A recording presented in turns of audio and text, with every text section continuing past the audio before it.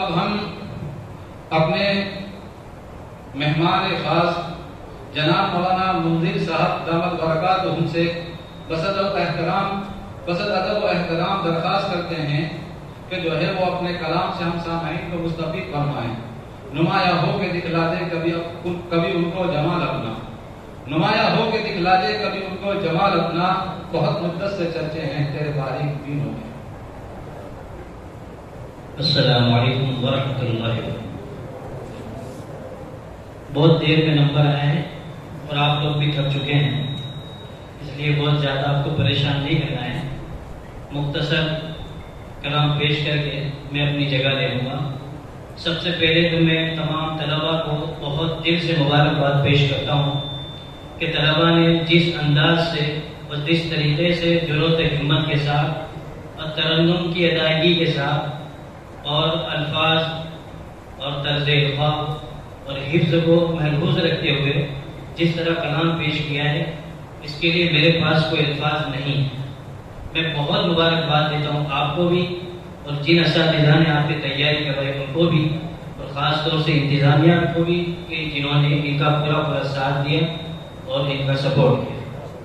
مولانا صدیق صاحب جو ہمارے ساتھی بھی ہیں اور دوست بھی ہیں، انہوں نے بہت اصرار بھی کیا تھا اور دل سے دعوت دی تھی، اس لیے ہم نے اس دعوت کو ٹالا نہیں. نہ آتے تو شاید مجھے قلق اور افسوس رہ جاتا کہ اتنی اچھی مجلس اور محفل میں نہ پہنچ سکا. برکیف لیکن طلباء سے ایک تھوڑی سی شکایت تو نہیں کہنا چاہیے. آپ نے بہت اچھی طریقے سے سنا لیکن داد میں کنجوسی کیا آپ لوگوں نے. داد نہیں دی جیسی داد دینی چاہیے. کلام جس طرح سے پڑھا گیا ہے اس طرح داد دینی چاہیے. اس سے کیا ہوتا ہے کہ پڑھنے والا کا حوصلہ بڑھتا ہے. جو لوگ اس سے لگاؤ رکھتے ہیں، مجھے تو پہلے سے ہی لگاؤ الحمدللہ، تو اس طرح سے اس میں ہمت افزائی رہتی ہے، جوش رہتا ہے پڑھنے والے کا اور اچھا بھی لگتا ہے. جیسے بعض دنیاوی پروگرام ہوتے ہیں آدمی تالیاں بجاتے ہیں، اس کی گنجائش ہمارے یہاں نہیں ہے، لیکن ہم کو داد دینا چاہیے اور ان کی ہمت کو سراہنا چاہیے. بغیر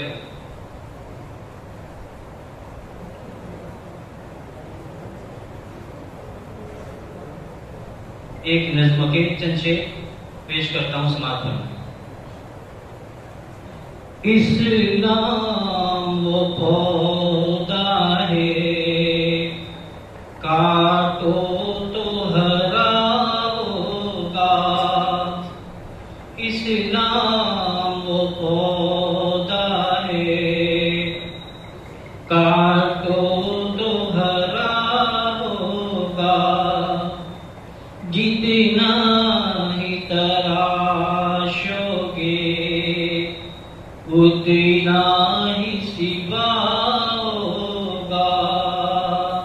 جتنا ہی تراشو گے اتنا ہی سوا ہوگا.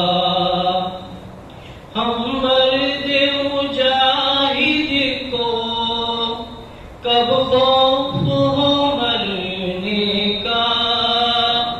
ہم مرد مجاہد کو کب خوف ہو مرنے کا. تلوار کے سائے میں ایک سجدہ ادا ہوگا.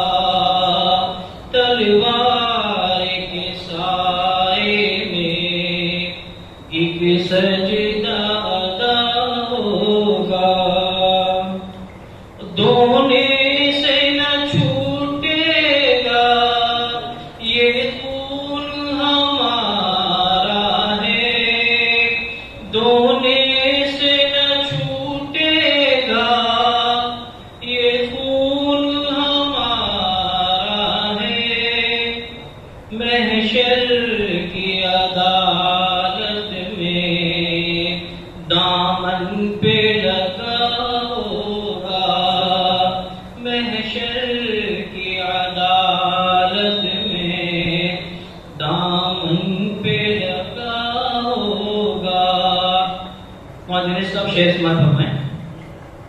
مظلوم سہی لیکن مجبور نہیں ہیں ہم. مظلوم سہی لیکن مجبور نہیں ہیں ہم، آ جائیں اگر ضد پہ ایک حشر بپا ہوگا، آ جائیں اگر ضد پہ ایک حشر بپا ہوگا، اسلام وہ پودا ہے کانٹو تو ہرا ہوگا۔ مولانا صدیق صاحب کی اجازت ہو ایک غزل کی چند اشعار پیش کروں، غزل تھوڑی سی سن لیں۔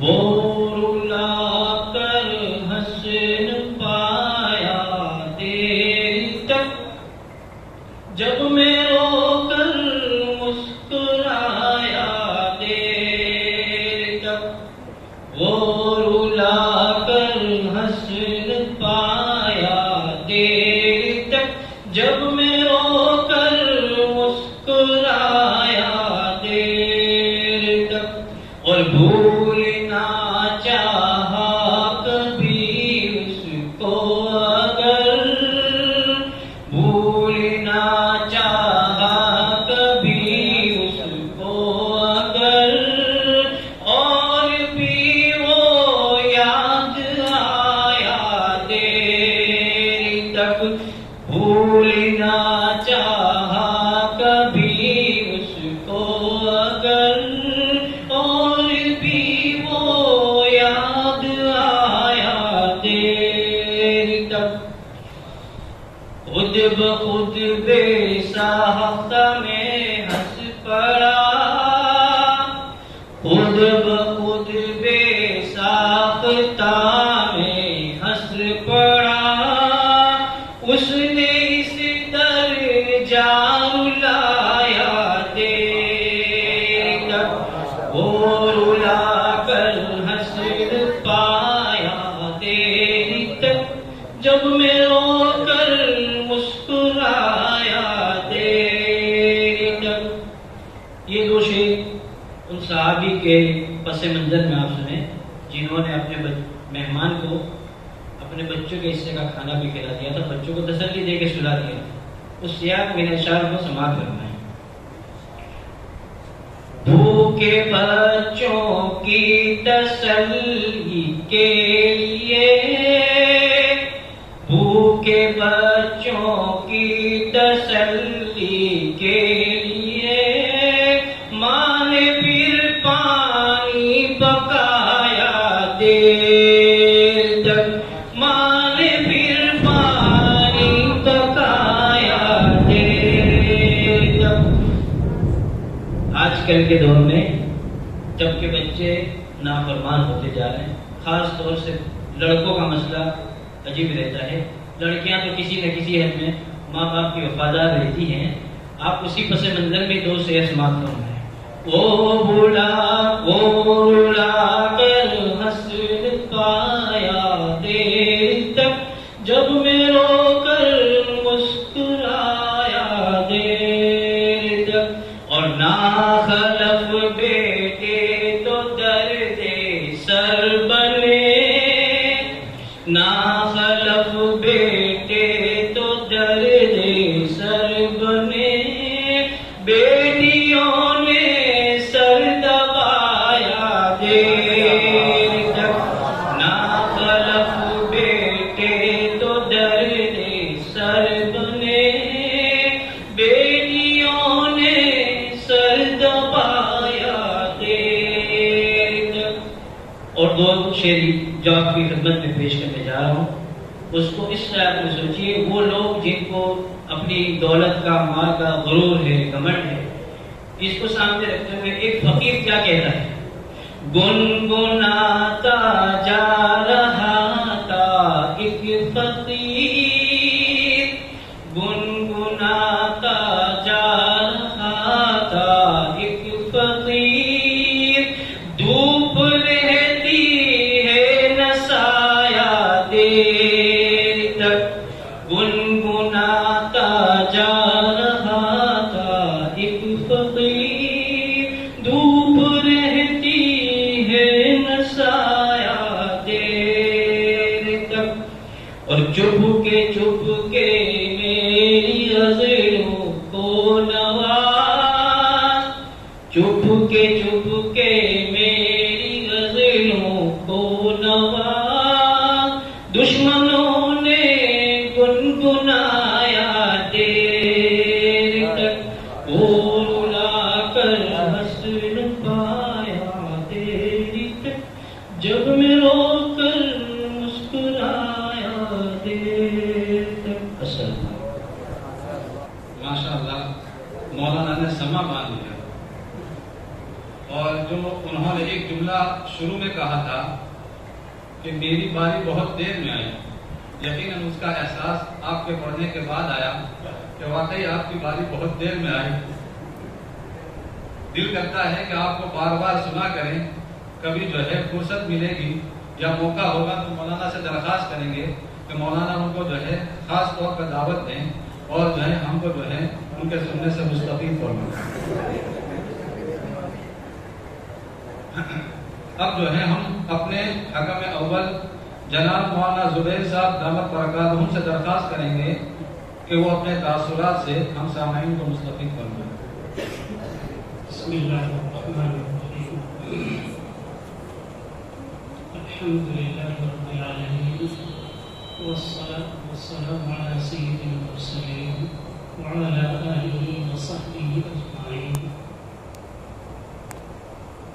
اما بعد فاعوذ باللہ من الشیطان الرجیم، بسم اللہ الرحمن الرحیم، ألم تر أنهم في وادي يهيمون، صدق الله العظيم۔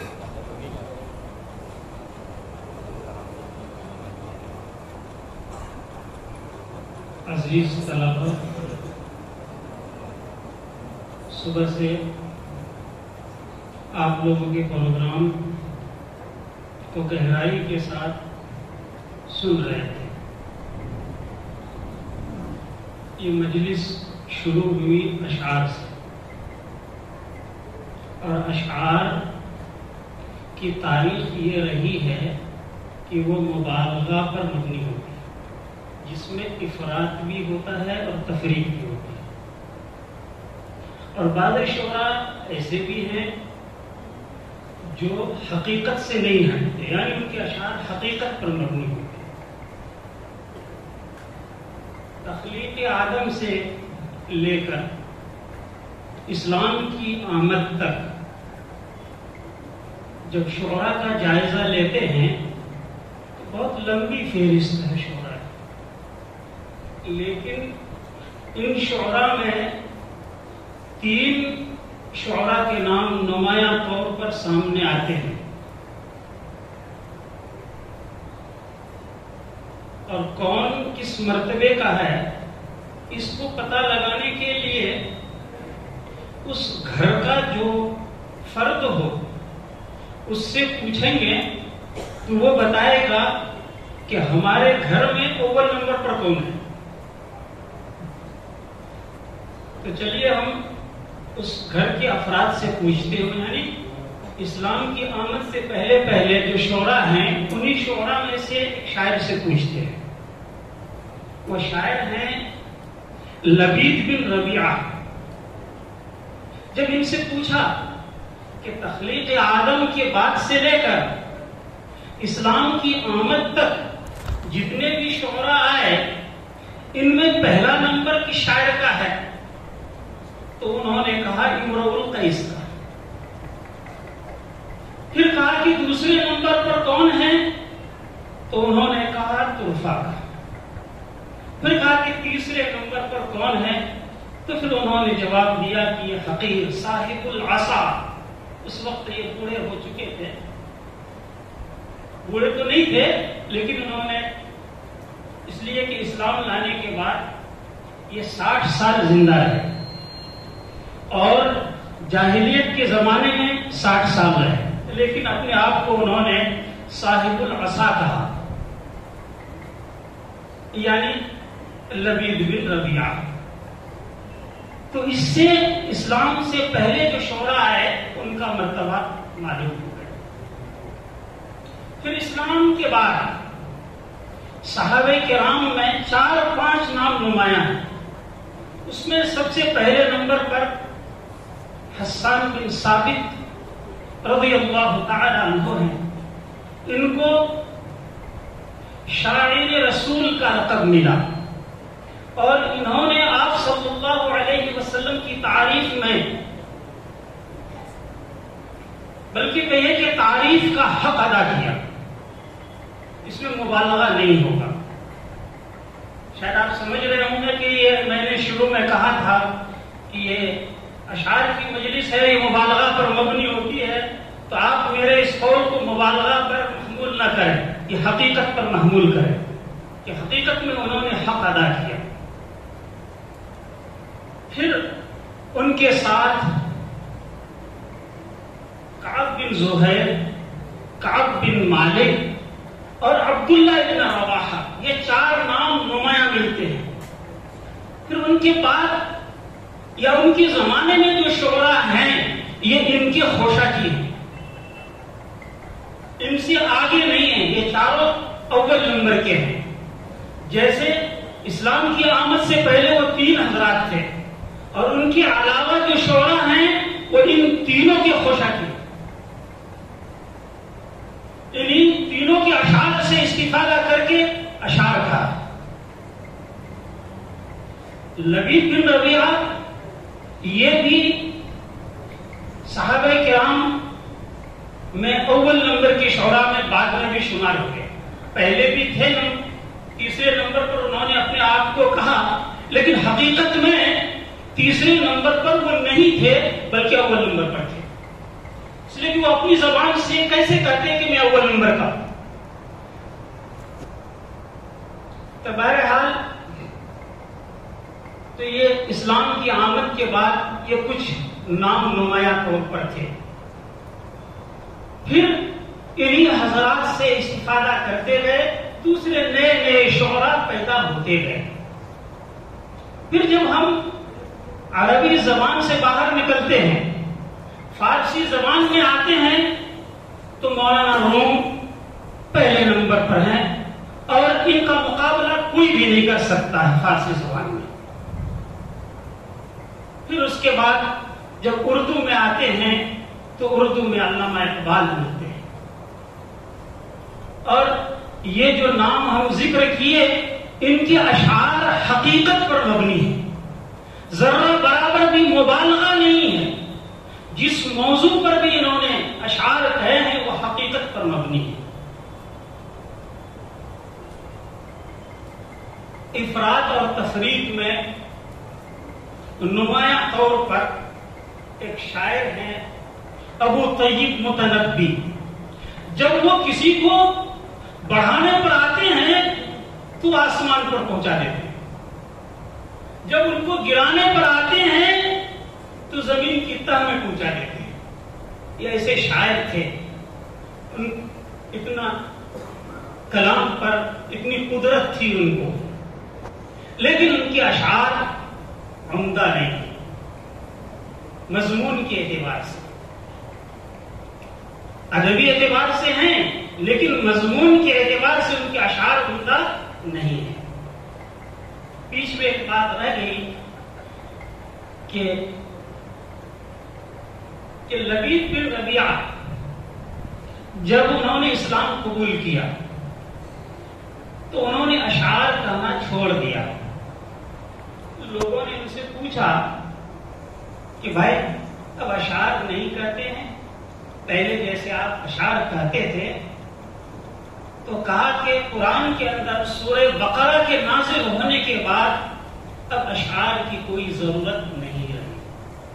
لیکن پھر بھی انہوں نے اشعار کہے ہیں بعض موقعوں پر. آپ صلی اللہ علیہ وسلم کے مطالبے پر انہوں نے بعض اشعار کہے ہیں. بہرحال مختصر طور پر شعراء کی یہ تعریف تھی. بعض ان شعراء کے علاوہ عربی شعراء میں بھی بعض شعراء ایسے ہیں ان کے کلام میں حقیقت بھی ہے اور ان کے اشعار ایسے ہیں کہ ان کو ہمیں یاد کرنا چاہیے. ان میں ایک نام فرزدق کا آتا ہے. فرزدق کے بعد اشعار بہت عمدہ ہے. انہوں نے جب ان کا ابلیس سے مکالمہ ہوا تو اس موقع پر انہوں نے اشعار بہت جاندار اشعار ہے. اپنا دل کی گہرائی سے وہ اپنے اندر کے تخیلات کو باہر نکال کر رکھ دیا. اسی طرح ایک موقع پر علی زین العابدین خانہ طواف کر رہے تھے تو اس موقع پر بھی انہوں نے بہت عمدہ اشعار کہے ہیں. یہ اشعار ہمارے طلباء کو زبانی یاد ہونا چاہیے.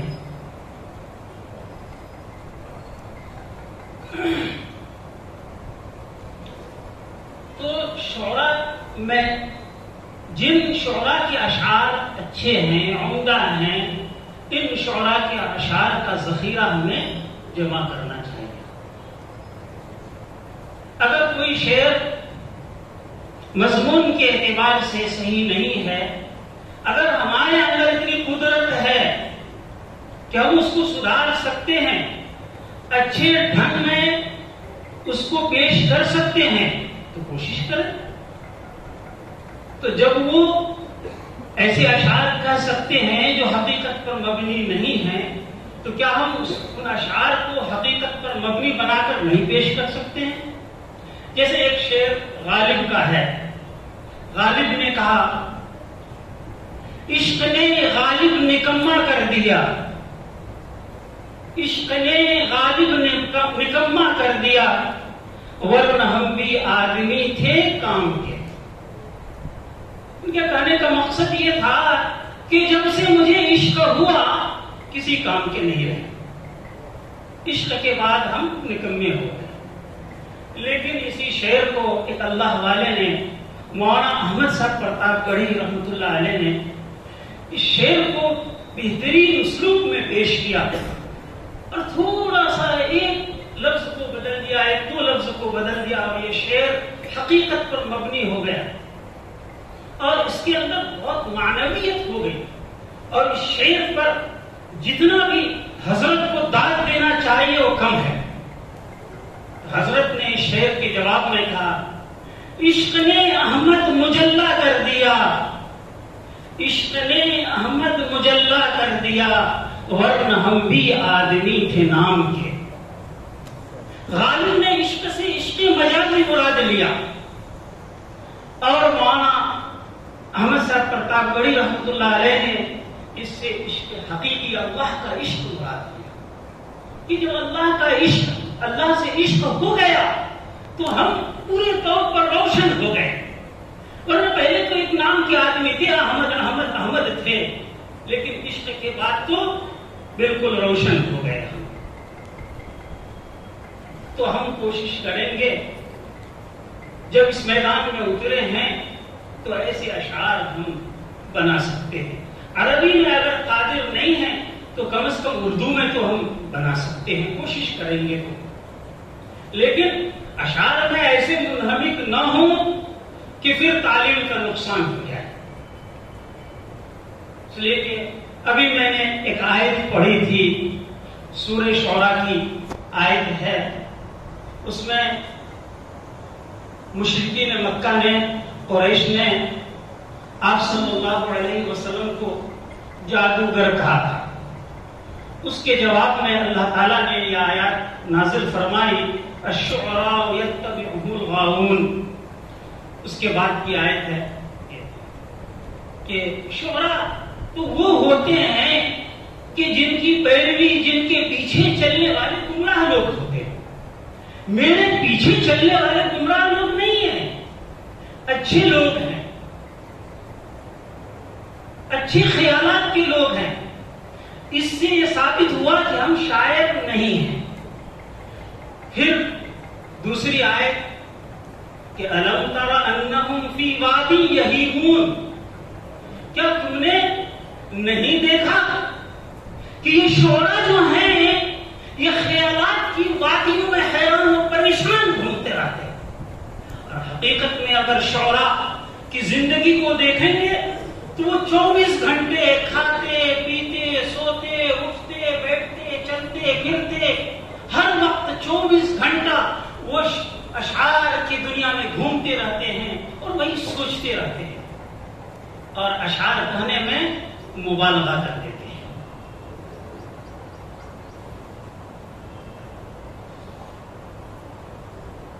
تو لیکن ہم کو ایسے مبالغہ والا شاعر نہیں بننا ہے، حقیقت والا. جو علامہ اقبال نے جو اشعار کہے، اگر ہم ذوق رکھتے ہیں، شوق رکھتے ہیں، تو ایسے حضرات کے اشعار کو پڑھیں اور ان کو نمونہ بنا کر پھر اشعار کہنا شروع کریں. انشاءاللہ ترقی ملے گی. چلیے تھوڑی سی توحیدی باتیں تھی جو آپ کے سامنے بیان کر دی، لیکن مجھے حکم ہوا ہے کہ کچھ تاثر پیش کر دیجیے، لیکن میں نے ان کے کہنے کے خلاف کچھ اپنی باتیں پیش کر دی. میں معذرت چاہتا ہوں حضرت سے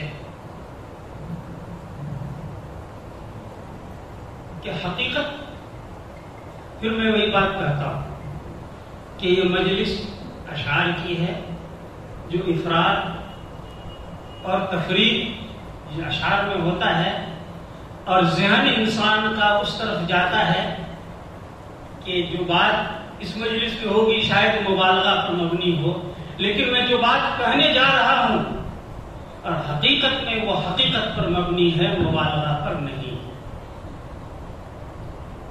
کہ نعت اور حمد کے دونوں گروپ یعنی الف اور با دونوں تمام کے تمام طلبہ قابل مبارکباد ہیں. 1-2-3 بچوں کو چھوڑ کر ورنہ تمام طلبہ قابل مبارکباد ہیں. ان کے اشعار پیش کرنے، حمد اور نعت پیش کرنے کا انداز عجیب تھا جو دل کو چھو جاتا اور سب کے سب قابل مبارکباد ہیں. اور میں اس سے آگے بڑھ کر کہتا ہوں کہ سب اول نمبر پر ہیں. میں تو کچھ طلبہ کو نمبر دینے میں یہ سوچ رہا تھا کہ کس کو اول کروں، کس کو اول نمبر دوں. 2-3 بچے ایسے تھے کہ کس کو میں اول کروں، لیکن کیونکہ کچھ نہ کچھ کمی ہر ایک کے انداز میں، ترنم میں، القاء میں کچھ نہ کچھ ہوتا ہے، اس کی وجہ سے حکم تھوڑا بہت فرق کر دیتے ہیں. لیکن اگر کسی کا نمبر نہیں آیا ہے تو آپ یہ مت سمجھیے کہ ہم اول نمبر کے نہیں ہیں، حقیقت میں آپ بھی اول نمبر کے ہیں. دوسری بات، آپ نے جو حمد اور نعت جو پیش کیا ہے، چاہے آپ نے انتخاب کیا ہو یا آپ کے اوپر کسی اور کا ہاتھ ہے، انہوں نے انتخاب کیا ہو اور انہوں نے تیار کروایا ہے، وہ بھی قابل مبارکباد ہیں. یہ بہت عمدہ حمد اور نعت کا انتخاب کیا ہے. میں ان کو بھی مبارکباد پیش کرتا ہوں اور آپ کے اس پروگرام کو بھی مبارکبادی پیش کرتا ہوں اور آپ کے ہر فرد کو مبارکبادی پیش کرتا ہوں. اور اخیر میں ایک بات کہوں گا، اس لیے کہ تاثر پیش کرنے کے لیے کہا ہے. تاثر کا مطلب یہ ہے کہ جو خوبی ہو وہ بھی بیان کر دیجیے، جو خامی ہو وہ بھی بیان کر دیجیے. اگر خامی بیان نہ کی جائے تو مداحنت ہوگی اور مداحنت حرام ہے. مداحنت حرام ہے. کیا خامی ہے؟ خامی یہ ہے کہ جب آپ حمد اور نعت پیش کرتے ہیں تو سب سے پہلے آپ نے یہ حمد اور نعت کہاں سے لیا ہے، اس کے کہنے والے کون ہیں، کم از کم ان کا نام آپ پیش کیجیے. یہ ہونا چاہیے. اس سے ایک اور وزن بنتا ہے ان اشعار کا. حمد یا نعت کا ایک الگ وزن ہوتا ہے. اس لیے آئندہ خیال رکھیں کہ آپ یوں کہیے کہ میں آپ کے سامنے جو حمد پیش کرنے جا رہا ہوں اس حمد کو فلاں نے پیش کیا ہے۔ اگر آپ کو کس موقع پر کہا ہے یہ بھی اگر آپ کو معلوم ہے اس کو بھی آپ پیش کر دیں بہت اچھا ہے، تو تاکہ پورے مضمون جو ہے 2-3 جملوں کے اندر سامعین کے ذہن میں پہلے سے آ جائے، ان کا ذہن پہلے سے تیار ہو جائے کہ یہ بچہ کس موضوع پر حمد پیش کرنا چاہتا ہے، اس کا پہلو کیا ہے۔ حمد کے الگ الگ پہلو ہیں، کس پہلو پر پیش کرنا چاہتا ہے، تو وہ پہلو سننے والوں کے سامنے پہلے سے اگر رہے تو پھر وہ اچھی طرح ان اشعار کو سمجھیں گے۔ آئندہ اس بات کا خیال رکھیں، جو مساجل شعریہ تھا اس میں بھی اگر بچے کم از کم قائل کا نام پیش کریں کہ قال الشاعر و فلاں، پھر اس کے بعد آپ اشعار پیش کر دیجیے، تو اس سے بھی آپ کے اشعار میں وزن پیدا ہوگا، اور اس سے بھی آپ زیادہ وزن پیدا کرنا چاہتے ہیں اور زیادہ نمبر لینا چاہتے ہیں تو 2 باتیں، ایک تو یہ کہ یہ اشعار جو آپ پیش کر رہے ہیں اس کے اندر کیا مفہوم ہے، کس موقع پر انہوں نے یہ اشعار کہے ہیں۔ دوسری بات کہ ہر طالب علم کوشش کرے کہ کم از کم 2 مکمل شعر پڑھے، یعنی 4 مصرے، کم سے کم 4 مصرے پیش کریں۔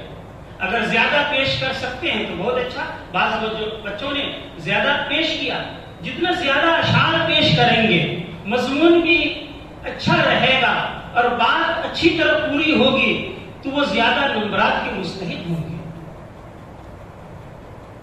امید ہے کہ آپ ان 2 باتوں کا بھی خیال رکھیں گے۔ اللہ تعالی ہم سبوں کو جو باتیں اب تک ہوئی، جو اشعار اور حمد پیش کیے گئے اور جس مضمون کو پیش کیا گیا، اللہ تعالیٰ ان باتوں پر ہمیں اور آپ سب کو عمل کرنے کی توفیق عطا فرمائے۔ وقت زیادہ لے لیا، میں معذرت کے ساتھ جدا ہو رہا ہوں۔ السلام علیکم ورحمۃ اللہ وبرکاتہ۔ ماشاءاللہ مولانا نے بڑی قیمتی باتیں بتائی اور بڑے قیمتی تاثرات سے نوازا۔ انشاءاللہ یہ باتیں ہمارے لیے مستقبل میں مشعل راہ ثابت ہوگی انشاءاللہ۔ اب اس کے بعد ہم اپنے حکم ثانی جناب مولانا جنید صاحب دامت برکاتہم سے درخواست کریں گے کہ وہ اپنے تاثرات سے ہم سامعین کو مستفید کریں۔ بسم اللہ الرحمن الرحیم۔ عزیز طلبہ، وقت بہت ہو چکا ہے اور تاثر پیش کرنے کا مجھے حق بھی نہیں، کیونکہ مولانا جو مجھ سے بڑے ہیں وہ تاثر بیان کر چکے ہیں۔ بس مجھے تو یہ ذمہ داری دی گئی ہے کہ نتیجہ سنانا ہے، اور جس کے آپ کی منتظر ہے، کیونکہ آپ کی محنت اسی پر لگی ہوئی، انسان محنت کرتا ہے تو نتیجے کا طالب رہتا ہے کہ کب نتیجہ میرے ہاتھ میں دیا جائے، تو انشاءاللہ نتیجے کا مجھے اعلان کرنا ہے۔ لیکن چونکہ صاحب البیت ادری بما هو فیہ، گھر والا زیادہ جانتا ہے کہ گھر میں کیا ہے، کیونکہ میں اس گھر کا فرد نہیں ہوں، بلکہ میری پوری زندگی، میری عملی زندگی تدریس کے بعد جو شروع ہوئی اور اللہ کے کرم سے جو میں نے ترقی کی وہ اسی ادارے کی مٹی سے ہے، اور اس ادارے کو میں نے روز اول سے دیکھا ہے۔ آج اس ادارے کے بانی حضرت مولانا احمد صاحب اور حضرت مولانا شریف صاحب وغیرہ آج بیٹھے ہوئے ہوتے تو آج ان کی روح زبردست خوش ہوتی۔ کیوں؟ اس لیے کہ میں نے ان کو بارہا دیکھا ان کی زندگی کے مواقع میں کہ جب اس ایسے پروگرام ہوتے تھے تو مولانا پوری تندہی کے ساتھ اور پوری قوت کے ساتھ اپنی مشغولیوں کے باوجود پوری مجلس میں شرکت کرتے تھے۔ بسا اوقات یہی کام جس طرح پروگرام کے اس وقت میں مولانا صدیق صاحب کی رفاقت میں انتظام امور جلسے وغیرہ کے میں بھی اس وقت اللہ تعالیٰ میں مجھ سے یہ کام لیتا تھا۔ مولانا کی نیابت میں مولانا میرے سرپرست ہوا کرتے تھے۔ میں نے مولانا احمد صاحب کو دیکھا ہے کہ کبھی کوئی ایسا پروگرام ہوتا تھا، سالانہ جلسہ دستار بندی کا پروگرام ہوتا تھا اور صبح بچوں کو پروگرام پیش کرنا ہے، تو دیر رات تک مولانا پروگرام کو بنفس نفیس سنتے تھے. اور ایک موقع پر جب مجھے یاد ہے کہ پہلا ہال جو بھی حفظ کلاس جہاں چلتا استادوں کا دارالمطالعہ، اس وقت ابتدا میں پہلا ہال بنا تھا اور اس وقت عربی کا پروگرام ہوا تھا. تو مولانا اس پروگرام پر جو اس کی نوعیت تھی اور جو ان کو پسند آیا تھا، تو مجھے یاد ہے کہ مولانا کے مزاج میں عربی بولنا نہیں تھا، لیکن اس پروگرام کو دیکھ کر مولانا اتنے زبردست خوش ہوئے تھے کہ مولانا برجستہ اس مجلس میں عربی بولنے پر لگ گئے تھے. تو مولانا کا یہ مزاج تھا اس پروگرام میں کہ بچے اس پروگرام کے واسطے سے اور آگے بڑھے، کیونکہ یہ ثقافتی چیز ہے، ہمارے اندر خابیدہ صلاحیتیں بہت ہے.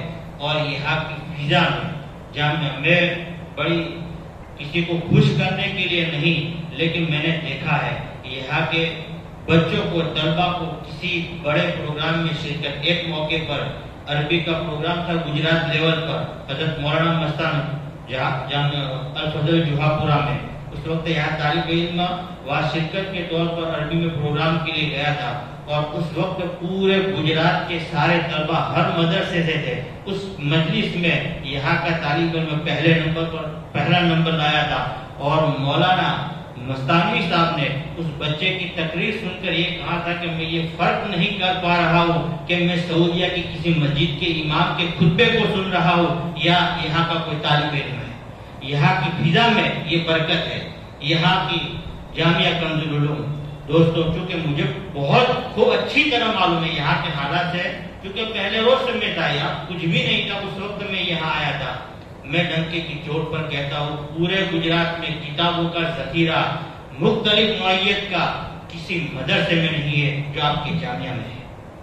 اگر آپ استفادہ کرنا چاہیں تو آپ خوب استفادہ کر سکتے ہیں. اور چونکہ مولانا صدیق صاحب کے ساتھ میں 10 سال 12 سال رہا ہوں اور پوری امانت کے رہا ہوں، مولانا کو جو مزاج میں جہاں بیٹھتا ہوں میں کہتا ہوں مولانا کے مزاج میں جو سنجیدگی ہے اور جو علمی ذوق ہے، جو پہچانتا ہے وہی پہچان پاتا ہے. آئیبا صاحب میں اور الحمدللہ آج کا یہ پروگرام دیکھ کر اس میں مولانا منذر صاحب بھی موجود تھے، اور ہمارے یہ تو میرے سارے ساتھی، ان کے سامنے میرا زیادہ بولنا یہ گویا کہ یہ منہ اور مسل کی بات میرے لیے مناسب نہیں ہے. لیکن دوستوں میں آپ کو ایک بات کہتا ہوں کہ یہاں کی مٹی میں زبردست نمی ہے. اگر آپ تھوڑا قدم بڑھائیں گے اور دیکھ رہے ہیں کہ اس مجلس کے اندر 200 طلبا کی تعداد میں 20 طلبا اس طرح فعالیت کے ساتھ نعت پیش کر رہے ہو، جس کا تاثر سب کو معلوم ہے کہ کتنی خوبصورتی کے ساتھ نعت پیش کر رہے تھے، اور جس کے پیچھے جس استاد نے کوئی نہ کوئی استاد نے محنت کی، وہ واقعی میں استاد قابل مبارکباد ہے کہ ان بچوں کو اس انداز سے تیار کیا ہے. اگر یہ بچے اس طرح کا مقابلہ کسی عالمی ہال میں کرتے تو یقیناً وہ بھی قابل مبارکباد ہوتے. تو زیادہ کچھ نہ کہتے ہوئے میں دوبارہ دعا کرے، اور خاص طور سے مجھے حق ہے کہ اللہ تبارک و تعالیٰ محمد صاحب اور مولانا شہید صاحب کی قبروں کو نور سے منور فرمائے، ان کی قبروں کو اللہ تبارک و تعالیٰ زیادہ سے زیادہ منور فرمائے اور ان کی روحوں کو زیادہ سے زیادہ خوش کرے. اور ہم سب اس بات کے اب مالک بن چکے ہیں اور اس بات کو ہم زیادہ سے زیادہ سوار کریں. ہم محنت کریں گے اور ادارے کو آگے بڑھاتے رہیں گے تو ان بانیوں کی روح انشاءاللہ خوش ہوتی رہے گی. زیادہ نہ کچھ کہتے ہوئے میں اعلان کرتا ہوں نتیجے کا. نتیجۃ المصادرۃ الشعریہ الاحزاب الفائزہ الحزب الاول وهو حزب كعب بن زهير انه وجد الارقام المحسنه 94 و300 والحزب الثاني وقائده حزب كعب بن زهير قائده اسرار. والحزب الثاني الذي فاز بالدرجة الأولى وهو حزب حسان بن ثابت رضي الله تعالى عنه فقائده وهو مدثر إنه وجد الأرقام المحصولة 72 و300.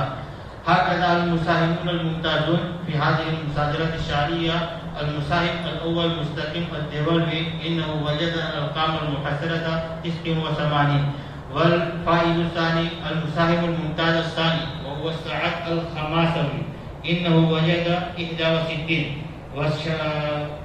والمساهم الثالث الفائز الممتاز تشجيعيا هذا هو المستقيم ديولوي سعد الخماسوي شاهد الجمال پوری، هذا هو المساهمون الممتازون تشجيعيا. شاهد الجمال پوری انه وجد 52 نتیجہ مسابقہ حمد و نعت کامیاب ہونے والے تو طلبہ جماعت الف میں اول نمبر پر جو فائز ہوئے ہیں، جنہوں نے آبادی کر کے رکھ دیا تھا، مجلس کو پورے طور پر گرما کے رکھ دیا تھا، وہ عمار بارسنا ہے. نمبر 2 جو رحمان کے بندے ہیں عبد الرحمان پالنپوری، جن کے نمبر ہے 288. نمبر 3 پر ہے بلال سیپوری، جن کے نمبر ہے 285. تشجیعی طور پر فائز ہونے والے جماعت الف میں ارباد محمد آبادی 284 جنہوں نے نمبر پائے تشجیعی طور پر. نمبر 2 پر ہے محمد بلوانی، جنہوں نے نمبر پائے 281. اسی طرح جماعت با میں کامیاب ہونے والے طلبہ اول نمبر پر ہے محمد جمال پوری 291 نمبر ہے. نمبر 2 یحییٰ جوہا پوری ہے، جنہوں نے نمبر پائے 288. نمبر 100 عادل حیدرآبادی، جنہوں نے نمبر پائے 280. تشجیعی نمبر پر اول آنے والے معاذ جمال پوری 279 نمبر. نمبر 2 پر ہے سعدان وٹوا، جنہوں نے 277 نمبر پائے ہیں. یہ حکم حضرات کا فیصلہ ہے اور اس پر حضرت محتم صاحب کی دستخط ہے. اس اعتبار سے آپ کا یہ نتیجہ ہے. اللہ تعالیٰ کامیاب ہونے والے در حقیقت سبھی طلبہ جو شریک ہوئے وہ سبھی کامیاب ہے، لیکن یہ ایک اصول ہوتا ہے، ضابطہ ہوتا ہے کہ معمولی نمبر، جیسا کہ مولانا نے کہا کہ ہر ایک طالب علم اول نمبر ہی حکم پریشان تھا کہ نمبر کیسے دیں، ویسے سب کامیاب ہے. اللہ تعالیٰ سب کو مزید آگے محنت کرنے کی توفیق عطا فرمائے. والسلام علیکم ورحمۃ اللہ وبرکاتہ. سامعین کرام، مولانا جنید صاحب کی ہر بات میں ایک ایک لفظ میں جو ہے وہ صداقت ہے، صداقت ٹپک رہی ہے. اور حقیقت بات یہ ہے کہ ہم لوگ بھی آپ ہی کے خوشاتی ہیں.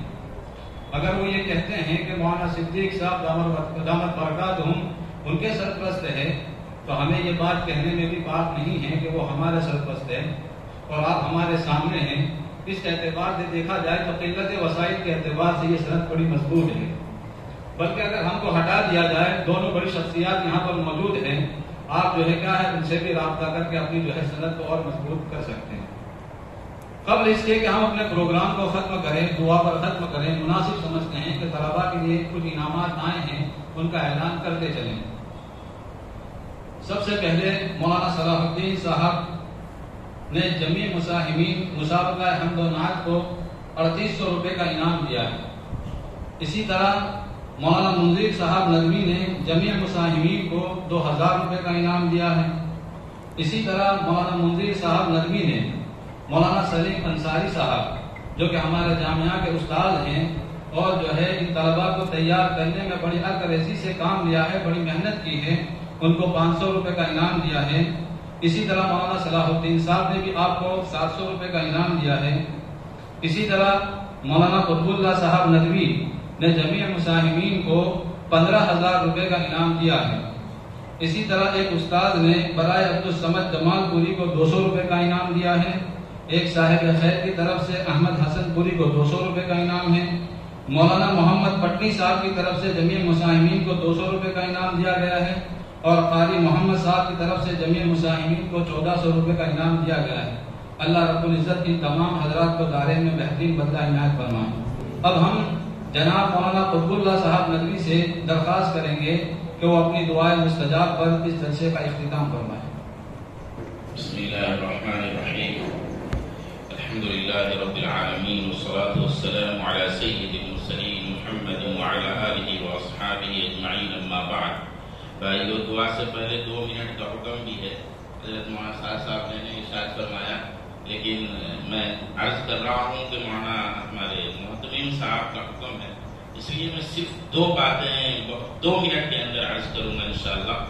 اور بھائیو، اللہ کے فضل سے اللہ تعالیٰ نے اس مجلس کو قبول فرمایا، جیسا کہ مولانا صاحب نے ارشاد فرمایا، اور ہم بھی یہی سوچ رہے تھے کہ اللہ تعالیٰ نے اس مجلس کو قبول طلباء اور علماء کی برکت سے اللہ نے اس مجلس کو قبول فرمایا ہے۔ ویسے میں مجلسوں میں بولتا نہیں ہوں، لیکن آپ حضرات نے چونکہ یہ عشق اور محبت کی مجلس قائم کی تھی، نعت اور حمد کی مجلس، اس لیے اندر سے تھوڑی سی بیداری ہوئی اور میں نے کہا کہ 2 منٹ میں عرض کر دوں، ورنہ میں بولتا نہیں ہوں، اور حضرت کا حکم بھی تھا۔ تو میرے بھائیوں، سب سے بڑی بات تو یہ ہے کہ آپ تمام حضرات مبارکباد کے مستحق ہیں، اور آپ نے اس مجلس کو قائم کیا۔ جنہوں نے اشعار سنائے ماشاءاللہ بہت عمدہ اشعار مولانا منذر صاحب نے، مولانا زبیر صاحب نے ارشاد فرمایا، اور مولانا جنید صاحب نے بھی ارشاد فرمایا۔ واقعہ اللہ نے اس کو قبول فرمایا اور بہت عمدہ یہ مجلس رہی ہے۔ میں تو انکلیشور سے آیا اور اس مجلس میں شرکت کے لیے میری اور کوئی غرض نہیں تھی، معتمین صاحب کا حکم تھا اس لیے آنا ہوا۔ اللہ تعالیٰ ہماری آمد کو بھی قبول فرمایا، حضرات ہمارے لیے بھی دعا فرمائے، اور اس طریقے کی مجلس آپ ایک مرتبہ نہ کریں، آپ اسے مسلسل جاری رکھیں، اس کی ضرورت ہے۔ ہمارے اداروں میں اب لوگ سو رہے ہیں، اور یہی ایک ذریعہ ہے جس کے ذریعے سے آپ اداروں کو بیدار کر سکتے ہیں، طلبا کو بیدار کر سکتے ہیں، اور ہم بیدار ہو سکتے ہیں۔ آپ طلبا نہیں ہیں یا آپ ہمارے جگر کے گوشے ہیں، آپ ہمارے جگر کے ٹکڑے ہیں، آپ جگر گوشے ہیں، ہمارے جگر کے ٹکڑے ہیں واقعتاً۔ اس لیے آپ حضرات سے دعا کی درخواست بھی کرتے ہیں، اور آپ کو بنانے کی یہ جو بڑے بڑے علماء اور یہ بیچارے ذمہ دار ہیں، یہ پوری فکر کرتے ہیں اپنی اولادوں کی طرح، آپ اس لیے ان کے لیے خصوصی دعا فرمائیں۔ دوسری ایک بات اور عرض کرنی ہے کہ میرے بھائیوں، آپ اللہ کا انتخاب ہیں، اللہ نے آپ کا انتخاب کیا ہے، اس لیے آپ احساس کمتری سے نکل جائیں۔ اللہ نے آپ کو بہت عمدہ بنانے کے لیے انتخاب کیا۔ اگر کوئی طالب علم، کوئی جگر کا گوشہ، کوئی ٹکڑا دل کا یہ سوچے کہ مجھ سے یہ ہو نہیں پائے گا، تو یہ بہت مشکل بات ہے، بلکہ اللہ کے انتخاب پر یہ ایک اعتراض ہے۔ اس لیے ہم اپنے دلوں کے اندر سب سے پہلے اس بات کو بٹھا لیں کہ ہم طلبا جو قرآن کریم کو سیکھتے ہیں، اللہ کے علوم کو سیکھتے ہیں اور نبی کے علوم کو سیکھتے ہیں، ہمیں اللہ نے منتخب کیا ہے اس کام کے لیے، اس لیے ہم کمزور نہیں ہیں، ہم تمام کے تمام بہت زیادہ ہوشیار ہیں، بہت ہی زیادہ عقل مند ہے۔ اللہ نے ہمیں دماغ دیا، اسی لیے اللہ نے ہمیں منتخب فرمایا ہے۔ تو یہ اللہ کا انتخاب ہے، اس لیے احساس کمتری سے باہر ہو جائیں اور خوب محنت کریں۔ یہ جو وقت ہے بہت قیمتی وقت ہے، ایک ایک منٹ کو ہم اللہ کے لیے صرف کریں اور اس کی قدر کریں۔ تھوڑی سی غلط فہمی ہم طلبا کے اندر، میں بھی طالب علم، ہم طلبا کے اندر آتی ہے کہ ہمارے پاس ابھی بہت وقت ہے، 10 سال کا وقت، 7 سال کا وقت ہے، آپ غلط فہمی میں نہ رہیں۔ آپ 1 سال کے اندر 3 سال کی چیزوں کو حاصل کرنے کی کوشش کریں۔ اب جب ہم وقت کی قدر کریں گے تو انشاءاللہ یہ حاصل ہو جائے گا، اور اللہ سے خوب دعا بھی کریں، اپنے لیے بھی، اساتذہ کے لیے بھی، اور ادارے کے لیے بھی، اور ہم تمام لوگوں کے لیے، پوری امت کے لیے۔ یہ پوری امت آپ پر نگاہ لگائے ہوئے ہے کہ آپ ان اداروں سے نکلیں گے اور ہماری رہنمائی کریں گے۔ اور دوسری ایک بات اور عرض کرنی ہے کہ دیکھو، وقت بہت نازک ہے، جسے ہم تمام جانتے اور کہتے ہیں، اس لیے ہم ایسی ترتیبیں بھی بنائیں جس سے اگر مدارس پر یا مساجد پر تکلیفیں آتی ہیں تو ہم اپنے گھروں کے اندر اس علم کو پھیلانے کی کوشش کر سکیں۔ اس کی بھی ایک ترتیب بنائیں۔ یہی بات عرض کرنی تھی۔ اللہ تعالیٰ ہم تمام لوگوں کو توفیق عطا فرمائیں کہ ہم ایسے کام کریں جس سے اللہ خوش ہوں، اور نبی پاک صلی اللہ علیہ وسلم تک ہمارا سلام اور درود پہنچے، اللہ کے نبی صلی اللہ علیہ وسلم کی روح بھی خوش ہو۔ بس اللہ تعالیٰ کہنے سننے سے زیادہ عمل کی توفیق عطا فرمائیں۔ وآخر دعوانا الحمدللہ رب العالمین۔ ہم دعا کرتے ہیں، بڑے بڑے لوگ ہیں لیکن صاحب کا حکم ہے تو 1 منٹ میں دعا کر دیتے ہیں۔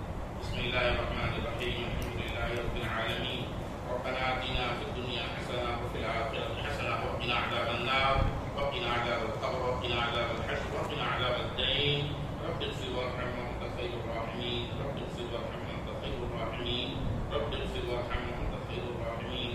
لا الہ الا اللہ الحلیم الکریم، سبحان اللہ رب العرش العظیم، الحمدللہ رب العالمین۔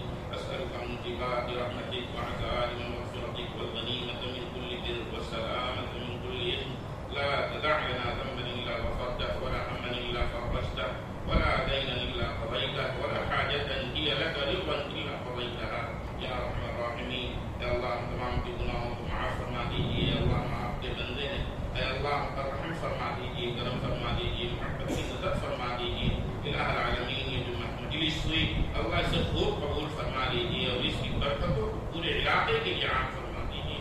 ऐ अल्लाह हम तमाम को उलमा की कदर करने वाला बना दीजिए, तलबा की कदर करने वाला बना दीजिए। ऐ अल्लाह हम तमाम को तालिब इल्म बना दीजिए ताकि पूरी दुनिया हमारे लिए भी दुआ करे और आप कबूल फरमा लें। इलाहुल आलमीन हम तमाम के गुनाहों को माफ़ फरमा दीजिए, यहाँ के बानियों की मग़फ़िरत फरमा दीजिए, उनकी कब्रों को नूर से भर दीजिए। ऐ अल्लाह उनकी कब्रों को नूर से भर दीजिए। ऐ अल्लाह हमारे मोहतरम साहब की उम्र में खूब बरकत अता फरमा दीजिए, सेहत अता फरमा दीजिए। इलाहुल आलमीन उन्हें संजीदगी के साथ पूरे इलाके में काम करने वाला बना दीजिए, पूरे आलम में उनकी जद्दोजहद को अल्लाह वाज़ह फरमा दीजिए। लोगों के सामने अल्लाह उनकी संजीदगी को अल्लाह पूरी दुनिया के सामने पेश कर दीजिए और अल्लाह उन्हें नमूना बना दीजिए उन तमाम लोगों के लिए। ऐ अल्लाह जिन असातिज़ा ने मेहनत की उनको भी कबूल फरमा लीजिए, यहाँ पढ़ाने वाले तमाम असातिज़ा को कबूल फरमा लीजिए, पूरे आलम में तमाम उलमा को कबूल फरमा लीजिए। ऐ अल्लाह ये नाइबीन अंबिया हैं लेकिन हम लोग अपने मकाम से वाकिफ नहीं हैं, इलाहुल आलमीन उसमें कमी हो गई। या अल्लाह हमें उसकी पहचान करा दीजिए। हम तो पूरे आलम की क़यादत के लिए पैदा किए गए थे, कहाँ हमारे मुक़द्दर में गुलामी थी, लेकिन या अल्लाह हमारी गुनाहों और कमियों और कसूर की वजह से ऐ अल्लाह हमें ये दिन देखने पड़ रहे हैं। अल्लाह हमें कायद बना दीजिए, या अल्लाह हमें कायद बना दीजिए। इलाहुल आलमीन हमारी दुआ को अपने फज़ल व करम से कबूल फरमा लीजिए। ऐ अल्लाह जो गलती हुई वो भी माफ़ फरमा दीजिए। रब्बिग़फिर वरहम व अंत खैरुर राहिमीन। सल्लल्लाहु तआला अला खैरि खल्क़िही